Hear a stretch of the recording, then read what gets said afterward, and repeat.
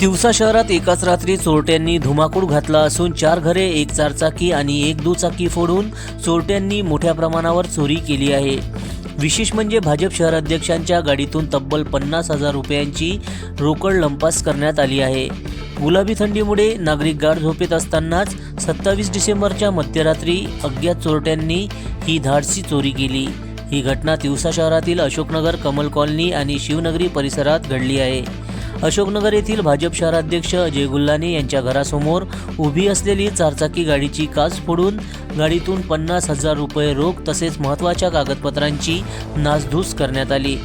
तेथून काही अंतरावर असलेल्या कमल कॉलनी येथे चेतन घोगरे यांच्या घराचे कुलूप तोडून सुमारे 10,000 रुपयांची रोकड चोरट्यांनी लंपास केली।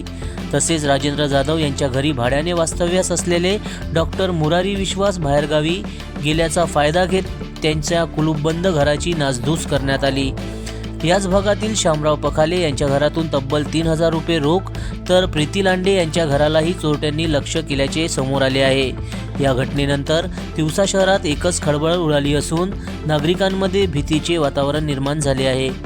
घटनेची माहिती मिळताच तिवसा पोलीस घटनास्थळी दाखल झाले आणि पंचनामा करण्यात आला असून अमरावती येथील फॉरेन्सिक टीम आणि श्वान पथक घटनास्थळी दाखल झाले होते। मात्र अद्यापही ठोस पुरावे हाती लागलेले नाहीत। या प्रकरणी तिवसा पोलीस ठाण्यात तक्रार दाखल करण्यात आली असून तपास सुरू आहे। दरम्यान एकाच रात्री घडलेल्या या चोऱ्यांमुळे परिसरात पोलीस गस्त वाढवावी अशी मागणी नागरिकांकडून होत आहे। जनसमर्थन न्यूज, तिवसा, जिल्हा अमरावती।